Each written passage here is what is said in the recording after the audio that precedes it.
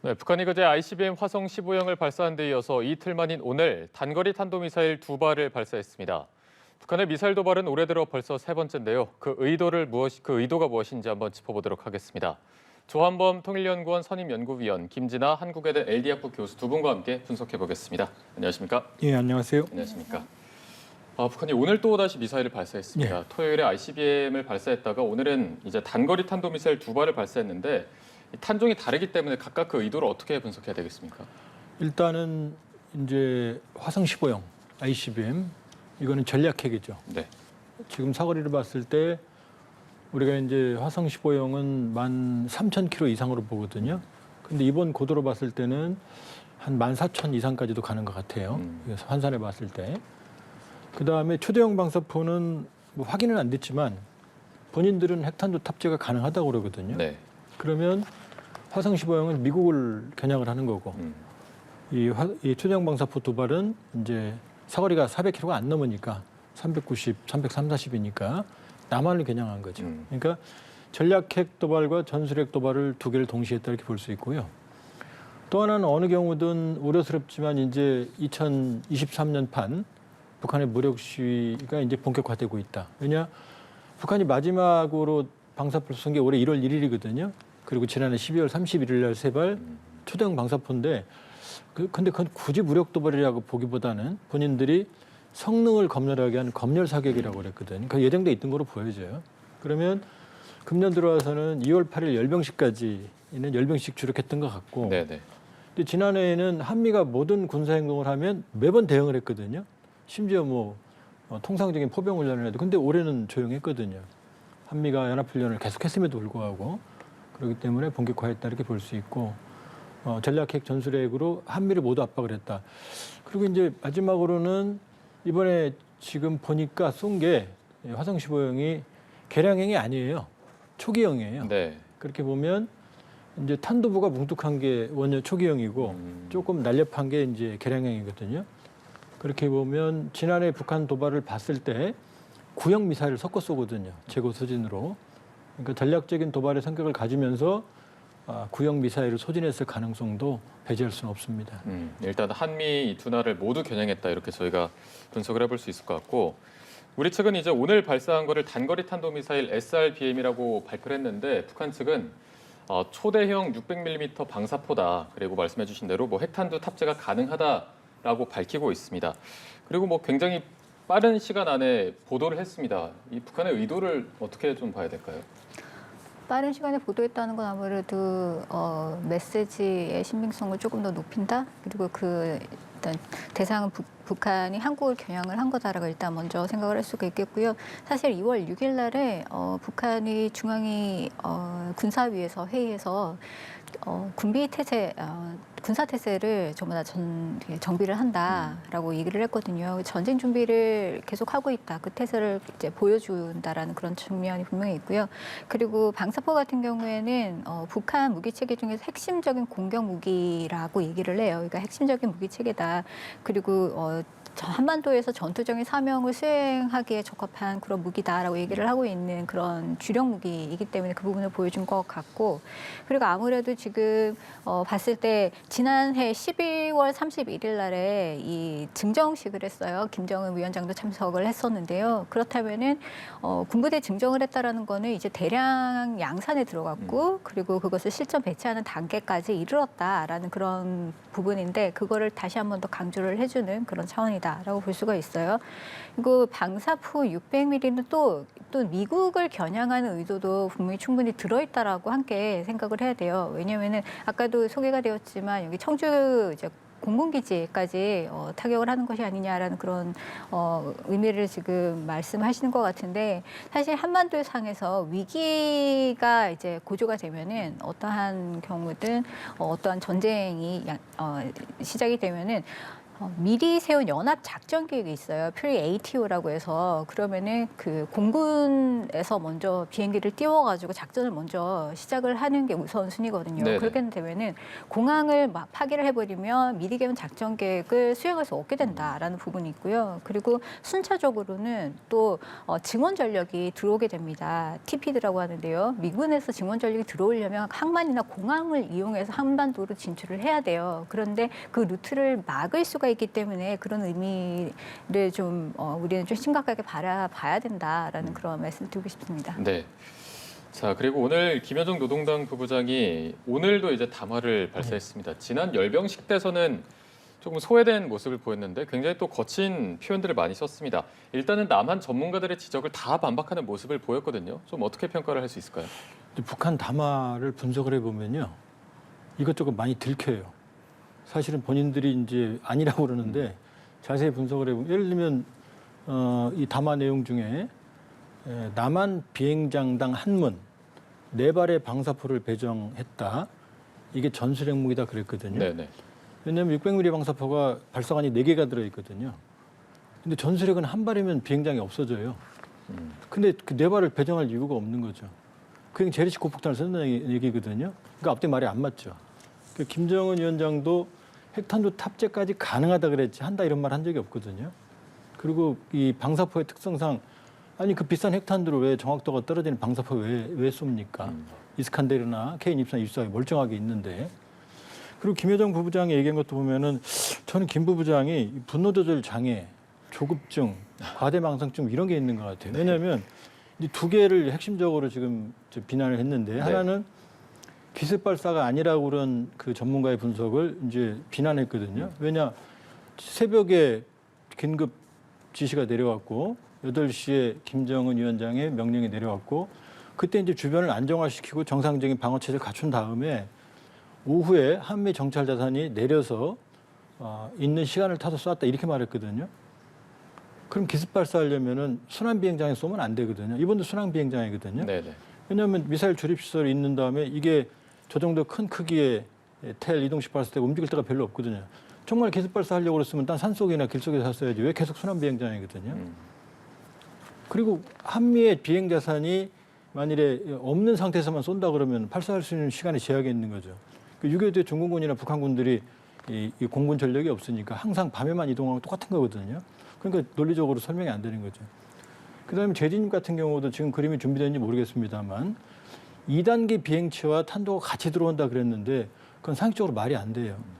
2단계 비행체면 2단 로켓인데 2단 로켓은 추력을 주고 떨어지거든요. 미리. 네네. 같이 떨어질 수가 없어요. 근데 좋게 봐줘서 만일에 탄도가 붙어있는 후추진체가 같이 이건 이제 같이 분리되거든요. 그럼 후추진체는 참치캔처럼 생겼고 탄두는 탄력을 받아서 속도가 빠르게 내려와야 되거든요. 근데 2개가 거의 같은 속도로 내려오거든요. 그럼 그 얘기는 자유낙하했다는 얘기거든요. 그러니까 재진입이 전혀 입증이 안 된 거예요. 근데 그걸 이제 강변을 하는 거죠. 그러니까 그렇게 얘기하면 더 들키거든요, 사실은. 그렇기 때문에 이번 화성 15형도 기술적으로는 진전이 없다. 그리고 본인이 지난해 12월 20일 날 그러지 않았어요? 재진입 기술이 없다 그러니까 두고 보면 안다. 해보면 안다 그랬거든요. 근데 이번에도 두고 받고 해봤는데 똑같거든요. 그러니까 사실은 김 부부장이 억지를 쓰는 거죠. 오히려 이런 담화에서 좀 들킨 부분이 많다 이렇게 분석해 주셨는데 지난 토요일에 발사했던 ICBM 발사 직후에 나왔던 담화문도 저희가 한번 분석해 보겠습니다. 일단은 뭐 우리 측과 남측과는 대화할 의향이 전혀 없다라는 식으로 말하면서 이 제안은 좀 일축한 것으로 보이고요. 미국을 겨냥했다라는 점은 좀 분명히 한 것 같습니다. 그 의도는 저희가 또 어떻게 해석해야 될까요? 네, 아까 박사님께서 잘 설명을 하셨듯이 화성 15형 같은 경우에는 ICBM이에요. 그러니까 사거리로 봐서나 또 위력으로 봐서나 한반도라는 작은 전장 상황에서는 쓰기는 조금 어려운 그런 무기체계이기 때문에 네. 그 대상은 아무래도 위협을 하려면 미국을 대상으로 해서 위협을 하는 그런 무기다라는 거가 우리가 이해를 해야 되는 것이고요. 그게 세 가지로 좀 볼 수 있는데 왜 그럼 대미 억제력이라고 하느냐. 사실 2017년 11월에 북한이 국가 핵무력의 완성이 되었다라고 얘기를 했을 때 바로 직전에 바로 화성 15형 미사일 실험이 있었습니다. 그렇기 때문에 그걸 계기로 해서 대미 억제력이 완성이 되었다라고 했기 때문에 굉장히 핵심적인 무기로 지금까지 간주를 해왔었다라는 것이고요. 근데 왜 화성 17형이 아니냐? 화성 17형 같은 경우에는 뭐 여전히 화성 15형도 아까 말씀을 하셨듯이 재진입과 관련해서 여러 가지 논란이 있긴 한데 17형은 더 논란이 많아요. 그렇기 때문에 신빙성이 조금 떨어진다라는 측면에서 아무래도 확실하게 보여줄 수 있는 것은 15형이다라고 판단을 했을 것이고요. 그리고 그 전에 또 무슨 일이 있었느냐? 미국을 주도로 해서 유엔 안보리 움직임들이 좀 심각했습니다. 1월 31일이었죠. 일본이 올해부터 안보리 비상임 이사국이거든요. 그러면서 1월에 이제 안보리 의장국을 했어요. 그리고 맨 마지막 날인 31일에 미국을 사실 주도를 해가지고 요청이 들어왔죠. 그래서 북한과 관련한 안보리 회의가 소집이 됐습니다. 그래서 제재와 관련한 것들을 논의를 했기 때문에 미국이 계속 또 이런 움직임을 하는 것에 대한 일종의 경고성이다라고 또 볼 수가 있는 것이고 마지막으로 또 얼마 전에 또 오스틴 장관이 이제 한국을 방문했던 시기에 전략자산을 적시에 또 전개를 한다라고 아주 강력히 공언을 했지 않습니까? 네네. 그렇기 때문에 그 이후에 북한이 계속적으로 강조하고 있는 게 한미의 군사적인 행동이 이제 강력화되면 강력화될수록 비례적으로 좀 강하게 나오겠다라고 얘기를 했기 때문에 그런 여러 가지 앞으로 있을 연합 훈련과 관련한 것들을 예상을 하면서 우리도 이 정도로 준비 중이다라는 부분들을 좀 경고하는 그런 차원이지 않을까 볼 수가 있겠습니다. 네, 이렇게 뭐 김여정의 담화문을 봐도 그렇고 앞으로의 일정을 봐도 그렇고 북한의 추가 도발이 계속 있을 것 같습니다. 일단 내일 모레 미국에서 그 확장 억제 수단 운용 연습 DSC TTX가 실행이 되고 다음 달에도 또 연합훈련이 있거든요. 추가 도발은 저희가 계속해서 있을 거라고 보는 게 맞겠습니까? 예정돼 있다고 봐야 돼요. 우려스럽지만 지난해 10월부터 9월 말부터 북한이 이제 소위 핵 지렛대 전략이라고 그래서 과거에는 한미가 고강도 훈련을 하거나 아니면 미국의 전략 자산이 한반도에 전개가 되면 북한이 오히려 조용했거든요.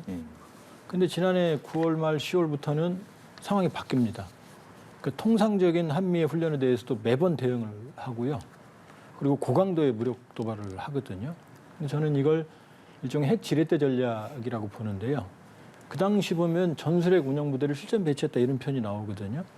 그다음 이번 화성 15형도 이게 일종의 실전 훈련이에요. 북한 표현대로 의하면. 그러니까 자신들이 핵을 가졌기 때문에 재래식 도발에 자신감을 갖는 거죠. 근데 그게 2월 18일까지는 사실은 이제 침묵을 유지했는데 이제부터는 이제 대응을 하겠다는 걸 경고를 한 거고 그러니까 지금부터는 한미의 모든 군사적 대응에 모든 신용을 낼 거예요.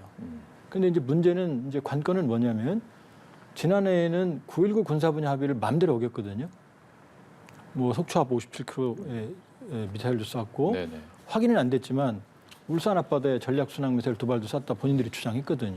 그러니까 수시로 9.19 군사분야 합의를 어겼거든요. 근데 9.19 군사분야 합의는 북한에게 훨씬 유리하거든요. 근데 이제 윤 대통령께서 이러면 9.19 군사분야 합의 효력 정지해야 되는 거 아니냐 이런 표현을 한 뒤로는 한 번도 9.19 군사분야 합의 위반이 없어요. 그리고 9.19 군사분야 합의에 대한 언급도 안 합니다. 그러니까 도발은 이제 시작됐다. 그러나 그 수위가 어디까지 갈 거냐, 그다음에 과연 9.19 군사분야 합의를 위반을 할 거냐 이게 관건이지.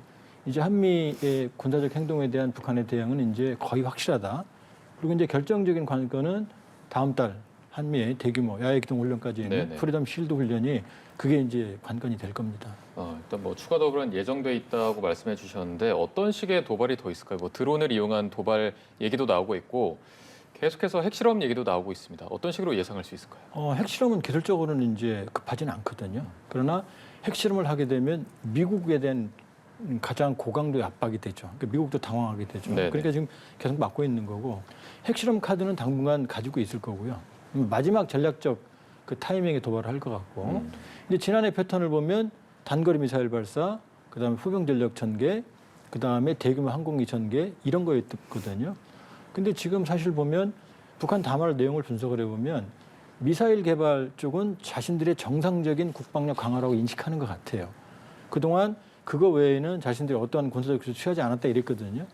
그러면 사실은 지난해 했던 패턴에 이어서 NLL이나 아니 MDL 육상 인근에서의 고강도의 원점을 알 수 없는 교묘한 도발 같은 것들이 지금 우려가 됩니다. 이건 어떻게 보면 조금 다른 측면일 수도 있는데 앞서 좀 짚어봤지만 이번에 김여정의 입장으로 담화문이 계속 나오고 있어서 지난 열병식 때 뭐 위상에 변화가 있는 거 아니냐, 위상이 좀 축소된 거 아니냐라는 해석도 있었습니다. 그런데 이렇게 담화문이 계속 나오는 걸로 봐서는 뭐별 차이가 없다 이렇게 볼 수도 있을까요? 저는 항상 그렇게 얘기를 했어요. 김여정의 역할은 정권을 보좌하는 보조적인 역할을 계속 해왔고 앞으로도 그럴 가능성이 있다라고 말씀을 드렸는데 네. 크게 한 세 가지로 볼 수 있죠. 첫 번째는 역할 분담을 적절히 해왔다. 앞으로도 그럴 거다라는 거죠. 좀 논쟁적인 사안들을 특히 비난을 섞인 발언을 이제 포함을 해서 얘기를 할 때는 김정은 위원장이 앞에 나서는 게 아니라 김여정 부부장이 항상 앞에 나서서 얘기를 했었고 그 패턴을 계속 보여주고 있는 것이고요. 두 번째는 항상 또 강조하는 것 중에서 하나가 위임에 따라서 결정을 하는 거다라는 거기 때문에 실제적인 결정권자는 여전히 김정은 위원장이다라는 부분들을 계속 명백하게 또 밝히고 있다라는 점. 그리고 항상 주요 국면마다 계속 나서고 있는 그런 측면들을 보여요. 작년 같은 경우에도 8월, 11월, 12월 계속 담화문을 중대한 시기 때 얘기를 했죠. 예를 들어서 뭐 담대한 구상을 비난을 하던가 아니면은 뭐 한국의 독재 제재를 비난하던가 그럴 시기에 계속 나왔었기 때문에 앞으로도 이제 어떠한 중요한 국면이다라고 얘기를 하고 싶을 때는 계속 지속적으로 나올 가능성이 있습니다. 알겠습니다. 뭐 지난번에 위원님께서도 뭐 보조적인 역할을 하고 있다라고 말씀해 주셨는데 그와 좀 일맥상통하는 부분인 것 같고 일단 우리 정부의 대응도 좀 보도록 하겠습니다. 일단 ICBM 발사 후에 독자 대북 제재를 했습니다. 열흘 전에 이제 사이버 관련해서 독자 제재를 했었는데 이번에도 이제 대북 추가 독재 제재 나선 것 이런 제재 나서는 게 북한에게 좀 어떤 영향을 미칠까요? 영향을 못 미치죠. 영향이 없다고 보시나요? 예. 왜냐하면 지금 대북 제재 할 거 다 했거든요. 지금 독자 제재 한 것도 이미 다 제재 받는 사람들이에요. 그러니까 지금 상황에서 정부의 결연한 의지를 보여주는 거지 그런 면에서 의미가 있죠. 그러나 실제적으로 북한의 행동을 막는 데는 제약이 있다.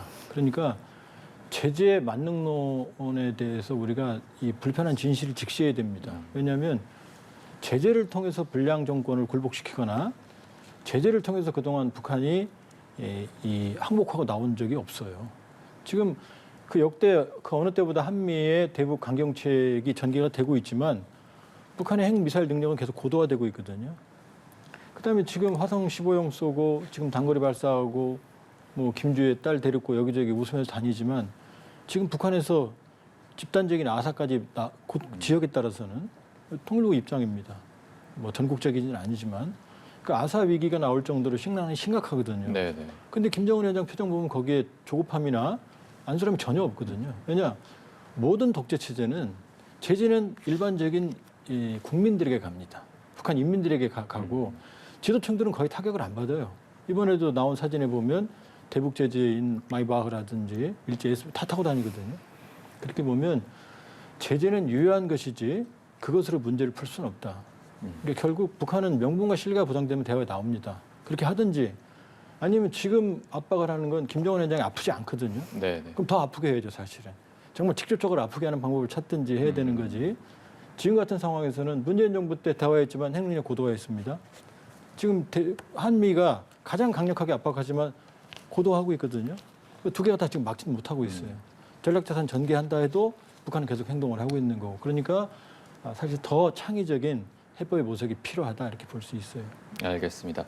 마지막으로 오늘 우리 군의 표현도 하나 좀 살펴보도록 하겠습니다. 오늘 오전에 한미일 안보 협력을 강조했습니다. 그간은 뭐 한미 간의 어떤 공조는 많이 강조해 왔었는데 한미일의 안보 체계를 강화하겠다. 이 부분은 좀 이례적이라는 평가도 있는데 어떻게 보고 계십니까? 제가 보기에는 아주 자연스러운 표현인 것 같은데요. 왜냐하면 국제적으로 지금 정부 차원이나 아니면 비정부 차원에서 계속 북한 문제가 얘기될 때 강조되는 것이 한미일 삼국 협력이거든요. 사실 작년 11월에 프놈펜 선언에서도 공식적으로 언급이 됐었죠. 한미일 협력이 언급이 됐었고 그리고 지난 2월 3일에 워싱턴에서 한미 외교장관 있을 때도 언급이 됐었고 그 전에 있었던 미국, 일본 외교장관 때도 언급이 됐었고 쭉 계속 언급이 됐었던 거고 실제적으로 봤을 때 세 가지가 중요하잖아요. 정보 공유, 사후적인 거 정보 공유 그리고 미사일 경보 훈련 그리고 대잠 훈련 적어도 세 가지는 계속적으로 하고 있고 앞으로 더 강화되어야 된다라는 부분 부분에 대해서는 어느 정도 공감대가 있었기 때문에 그 연장선에서 얘기가 나온 거다라고 볼 수가 있고 또 앞으로 한미일 안보 회의 DTT라고 하는데요. 이게 개최될 예정이에요. 그렇게 되면은 조기 개최된다라고 할 때 아마 한미일이 어떻게 군사적으로 이제 공조를 할 것인가 구체적으로 논의가 될 수밖에 없는 문제이고 그 부분을 예견을 한 것이고요. 네. 그리고 아무래도 가장 중요하게 논의될 수밖에 없는 게 실시간 정보 공유일 거예요. 왜냐하면 지구는 둥그니까요. 그게 여러 각도에서 이 미사일이 어느 방향으로 어느 지점에 탄착을 할 것이고 이 미사일은 어떠한 종류인지 이런 부분들을 다각적으로 봐서 정보를 모아야 되는데 네. 그렇게 되면은 결국에는 삼국의 여러 가지 정보 자산들을 총동원을 해가지고 이 부분들을 분석하고 빠르게 전파하는 것이 중요하기 때문에 강조될 수밖에 없습니다. 네, 알겠습니다. 오늘 두 분의 분석 여기까지 들어보겠습니다. 지금까지 조한범 통일연구원 선임연구위원, 김진아 한국외대 LD학부 교수 두 분과 함께했습니다. 고맙습니다.